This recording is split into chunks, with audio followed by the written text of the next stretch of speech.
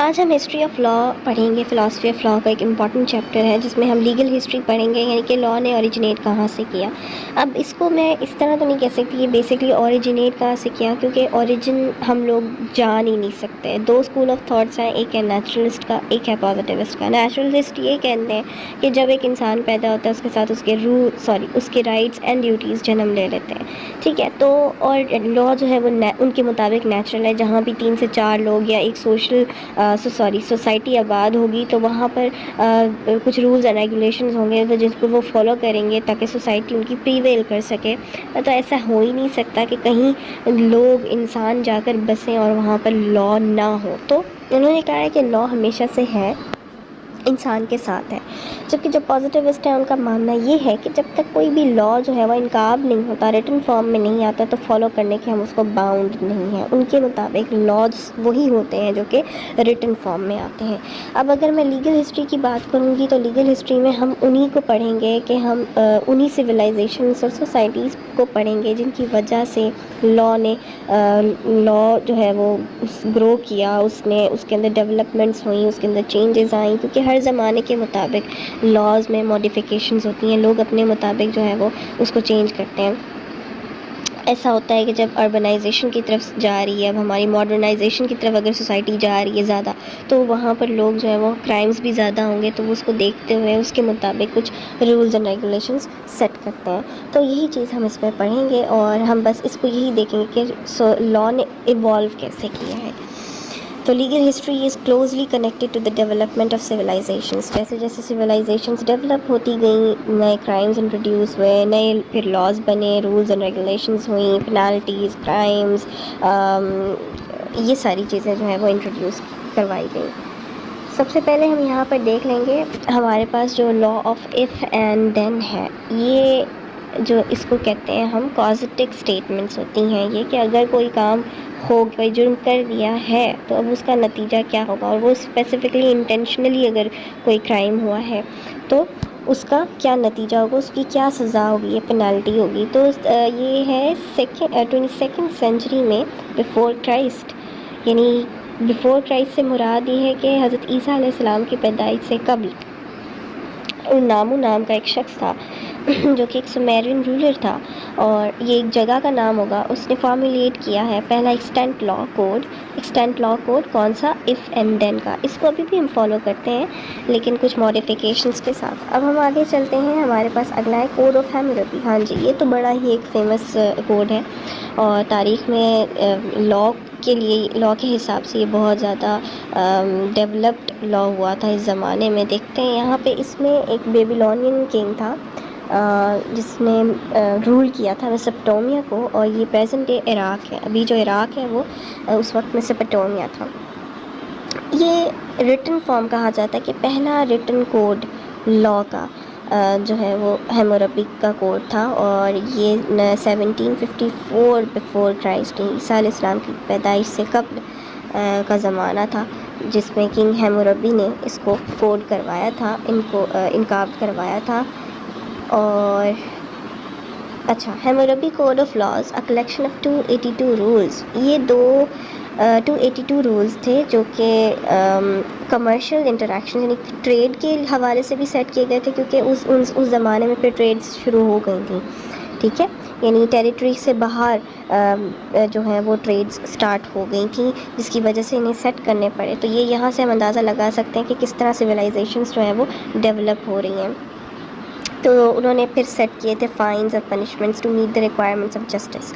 اور ہیموربی نے code was carved on to a massive یہ فنگر شیپڈ بلیک اسٹون تھا، ایک پلر کی شیپ کا. اس کے اوپر جو ہے انہوں نے انکار کروایا تھا ان رولز کو، جو کہ 282 رولز تھے، اور یہ چوری ہو گئے تھے، اور اس کے بعد 1901 میں یہ ڈسکور ہوئے تھے. اچھا، اب ہم پنشمنٹس پر آ جاتے ہیں کہ ہیموربی کے کوڈ میں کیا کیا پنشمنٹس تھیں، کس نوعیت کی پنشمنٹس دی جاتی تھیں. تو code of Hammurabi includes many harsh punishments sometimes demanding the removal of the guilty party's tongue, hands, breast, eye اور ear. یہاں پر آپ دیکھیں an eye for an eye and a tooth for a tooth. تو یعنی یہاں پر کافی سخت سزائیں بھی دی جاتی تھیں، جس میں اگر جو انسان ہے جس نے اگر کسی انسان کو مطلب فزیکلی نقصان پہنچایا ہے تو اس کو اسی طرح کی پنشمنٹ، فزیکل پنشمنٹ ہی دی جاتی تھی کہ ایک آنکھ کے بدلے آنکھ اور دانت کے بدلے دانت والا حساب تھا. But the code is also one of the earliest examples of an accused person being considered innocent until proven guilty. تو یہاں پر دیکھیں یہ بہت بڑا ہی ایک امپورٹنٹ فیکٹر مینشن ہے کہ یہ کوڈ ایسا ارلیسٹ ایگزامپلس کی سیٹ کرتا ہے جس میں ایک ایکیوزڈ پرسن جس پر الزام لگا ہے وہ تب تک انوسنٹ ہی کہلایا جاتا ہے، اس کو ہم مجرم نہیں کہتے جب تک وہ گلٹی پروو نہ ہو جائے کہ ہاں اس نے یہ کرائم کیا تھا، تب تک ہم اس کو یہ نہیں کہیں گے کہ یہ مجرم ہے. اور آج ہمارا جو لا ہے اس میں بھی یہی ہے کہ جب تک کوئی انسان جو ہے جس کے اوپر جو ملزم ہے اس کو ہم مجرم نہیں کہہ سکتے جب تک اس کے اوپر جو ثابت نہ ہو جائے جرم. ٹھیک ہے، تو یہ اس حساب سے بھی کافی امپورٹنٹ ہے.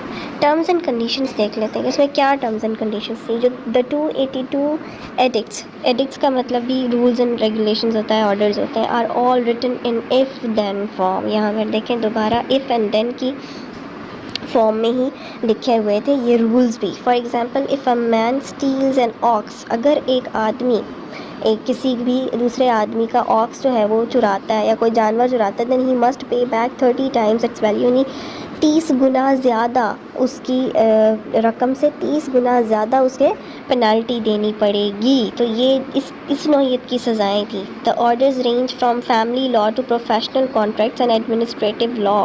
یہاں پر دیکھیں کہ فیملی لاز کو بھی ڈسکس کیا جاتا تھا اور کانٹریکٹس کو بھی، یعنی کہ سول لا جو ہمارا ہے وہ اس زمانے میں بھی اس طرح فالو کیا جاتا تھا. Often outlining different standards of justice for 3 classes of Babylonian society. انہوں نے 3 قسم کی سوسائٹیز بنائی ہوئی تھیں جن کی بیس پر ان کو دیکھتے ہوئے ان کی مالی حالت کو دیکھتے ہوئے یہ ان پر سزائیں لاگو کرتے تھے، پینالٹیز لاگو کرتے تھے. دا پراپر ٹائڈ کلاس، یعنی جو کہ بڑی ہائی فائی کلاس تھی اس کے اوپر اس کی نوعیت کی سزائیں ہوتی تھیں.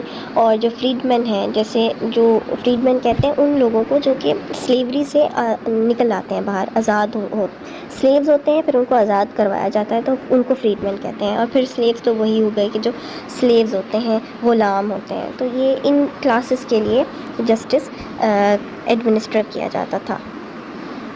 اچھا اب امپورٹنس دیکھ لیتے ہیں حموربی کی. حموربی's reputation remains as a pioneering lawgiver who worked, in the words of his monument, to prevent the strong from oppressing the weak and to see that justice is done to widows and orphans. یہاں پر اگر ہم دیکھیں تو اس کی جو importance ہے، یعنی کہ اس کا موٹو جو تھا وہ یہی تھا کہ جو to prevent the strong from oppressing the weak and to see that justice is done to widows and orphans.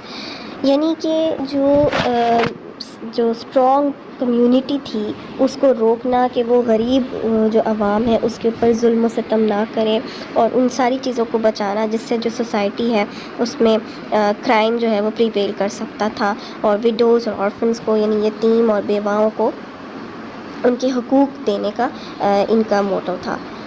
یہ دیکھ سکتے ہیں آپ لوگ یہاں پر پکچر میں جو کوڈ ہے وہ